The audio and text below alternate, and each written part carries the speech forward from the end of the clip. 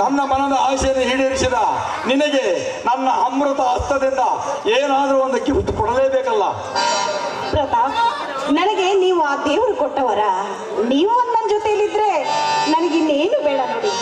ನಾನು ಹೇಳಿದಂತೆ ಕಾರ್ಯ ನಿರ್ವಹಿಸಿದ ಚತುರ್ಮತಿ ನೀನು. ಧೈರ್ಯದಲ್ಲಿ ನನಗಿಂತಲೂ ಗಟ್ಟಿಗಳ ಸರಿ. ನಿಜ ಪ್ರತಾಪ್, ನಿಮಗಾಗಿ ನಾನು, ನನಗಾಗಿ ನೀವು ಅಂದಾಗ ಈ ನಮ್ಮಿಬ್ಬರ ಪ್ರೇಮ ಪ್ರಸಂಗ ಕೊನೆವರೆಗೂ ಸುಗಮವಾಗಿ ಸಾಕಿದ್ರೆ ಅಷ್ಟೇ ಸಾಕು. ಪ್ರಣಯ ಪ್ರಸಂಗವಲ್ಲ, ಅಧಿಕ ಪ್ರಸಂಗವಾಗಿ ಬಲೆಯಲ್ಲಿ ಸಿಕ್ಕಿ ಬಿದ್ದ ಬೆಕ್ಕಿನ ಪಾಡಾಯಿತು ನನ್ನ ಗತಿ. ಅಂದು ನಾನು ಅರಿತುಕೊಂಡೆ ರಾಣಿ. ತಗೋ ನಿನ್ನ ಪ್ರೇಮದ ಸವಿ ನೆನಪಿಗಾಗಿ ಈ ಉಂಗುರ.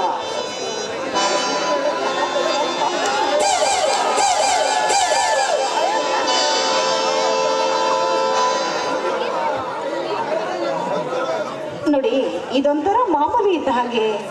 ನೀವು ಯಾವಾಗೂ ಈ ರೀತಿ ಮಾಮೂಲಿ ಕೊಡ್ತಾನೆ ಇರ್ತೀರಾ. ಅದಿರಲಿ, ನೀವಿವತ್ತು ಈ ನನ್ನ ಕೆನೆಗೊಂದು ಮುತ್ತು ಕೊಟ್ಟು ಸಂತೋಷವಾಗಿ ನನ್ನ ಜೊತೆ ನಲಿಯೋದಿಲ್ವಿ? Okay my darling.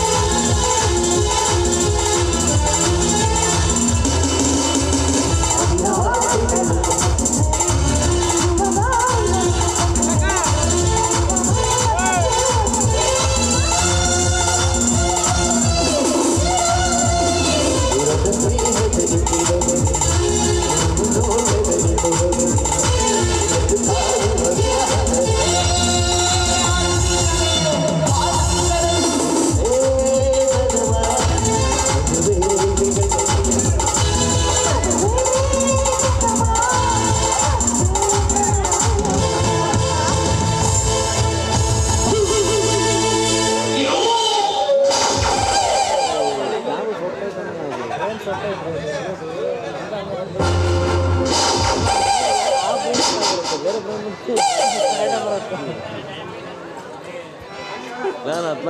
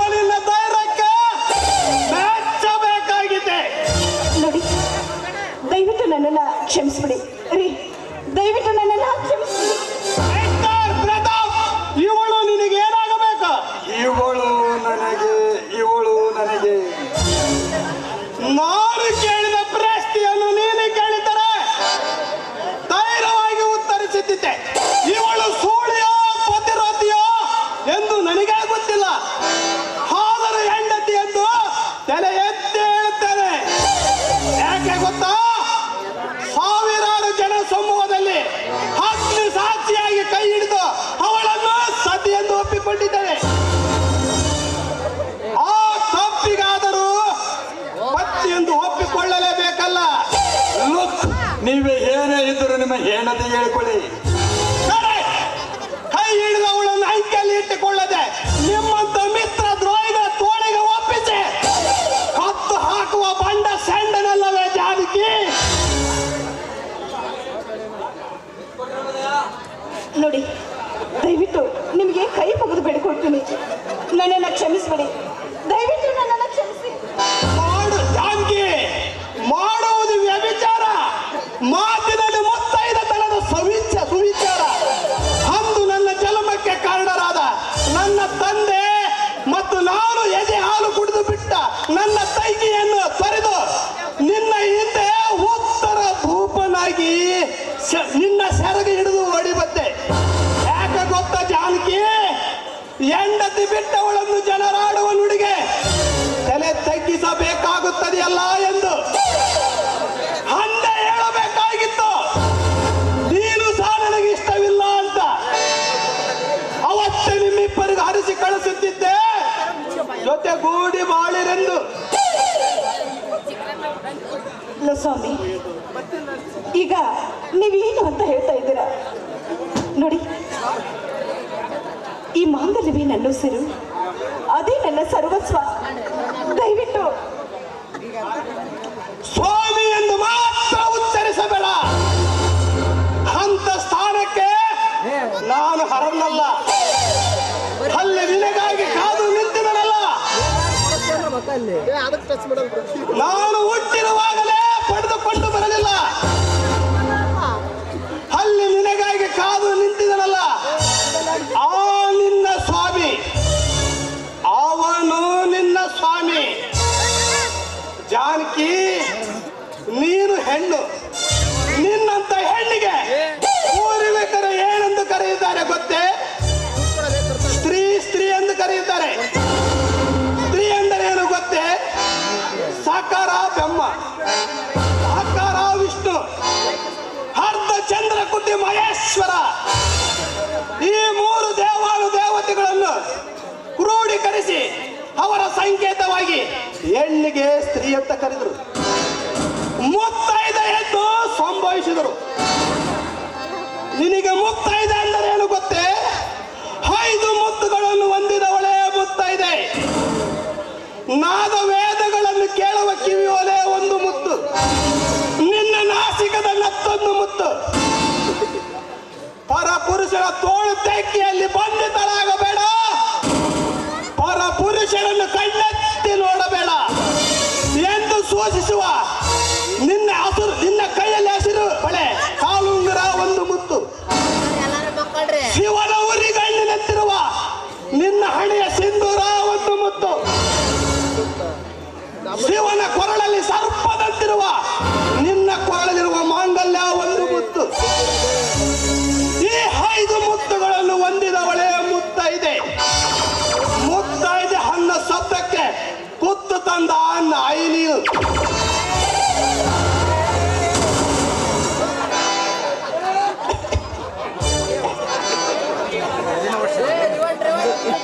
ಸ್ವಾಮಿ, ದಯವಿಟ್ಟು ಈ ಮಾಂಗಲ್ಯ ಮಾತ್ರ ಕಿತ್ಕೊಳ್ಬೇಡಿ.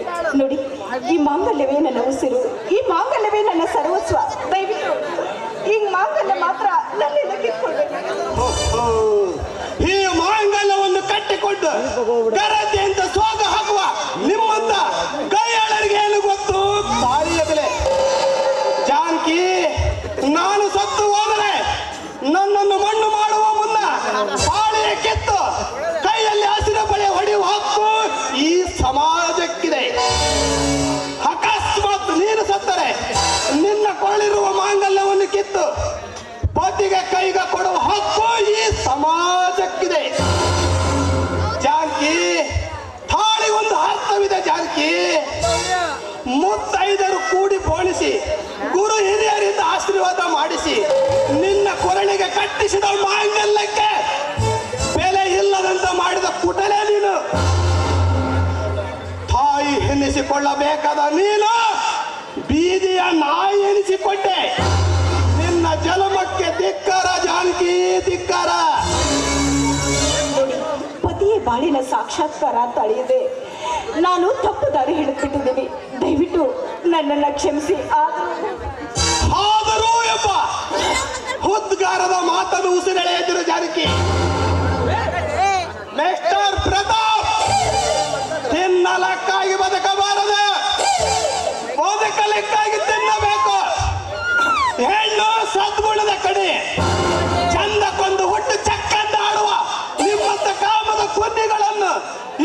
ಜೀವಂತವಾಗಿ ನಿಲ್ಲಿಸಿಕೊಂಡು ನಾನು ಮಾತನಾಡುತ್ತಿದ್ದೇನಲ್ಲ, ಅದು ನನ್ನ ತಪ್ಪು.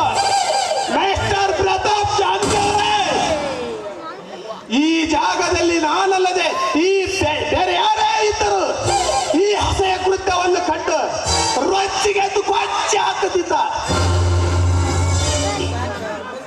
ಬಟ್ ನಾನು ಆ ರೀತಿ ಮಾಡಲಾರೆ. ನನ್ನ ಮೈಯಲ್ಲಿ ಹರಿತಿರುವ ರಕ್ತ ತಾಳ್ಮೆಯ ರಕ್ತ.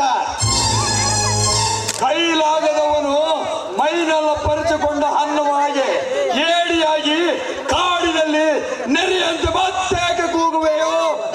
ಏ ಪ್ರತಾಪ, ಸಮಯಕ್ಕೆ ತಕ್ಕಂತೆ ಮಾತನಾಡುವ ಚತುರಮುದಿ ನೀನೆಂದು ನನಗೆ ಗೊತ್ತು. ಕೌರವರು ತುಂಬಿದ ಸಭೆಯಲ್ಲಿ ದ್ರೌಪದಿಯ ಸೀರೆಯನ್ನು ದುಶ್ಯಾಸನ ಸೆಳೆಯುವಾಗ ಈ ಭೂಮಂಡಲವನ್ನೇ ಪುಟ್ಟಿ ಪುಡಿ ಮಾಡುವಷ್ಟು ಬಲಶಾಲಿ ಆಗಿದ್ದರು ಭೀಮ ದಪ್ಪಗೆ ಕುಳಿತುಕೊಂಡಿದ್ದ. ಯಾಕೆ ಗೊತ್ತಾ?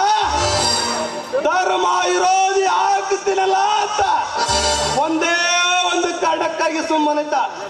ನೀನು ತಿಳಿದುಕೊಂಡಂತೆ ಹೇಳಿ ಆಗಲ್ಲೋ. ತೀರ ತಪ್ಪು ಕಲ್ಪನೆ ನಿನ್ನದು.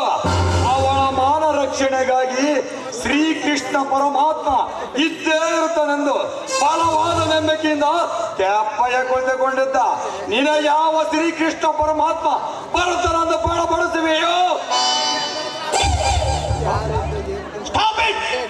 ನನ್ನ ಹುಟ್ಟಿಗೆ ಕಾರಣರಾದ ನನ್ನ ತಂದೆ ತಾಯರ ಆಶೀರ್ವಾದವೇ ನನಗೆ ಶ್ರೀಕೃಷ್ಣ ರಕ್ಷಾ ಕವಚ. ಅವರೇ ನನಗೆ ಶ್ರೀಕೃಷ್ಣ ಪರಮಾತ್ಮ. ನಿನ್ನಂತ ಎಡಬಿಡಿಕೆಯ ಕೊಳ್ಳಿನ ಮಾತಿನ ಅವಶ್ಯಕತೆ ನನಗಿಲ್ಲ.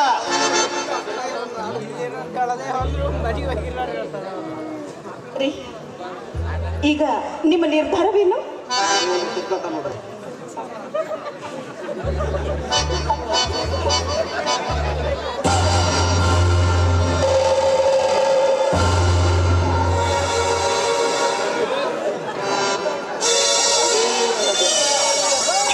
ಇದೇ ನನ್ನ ಕೊನೆಯ ನಿರ್ಧಾರ.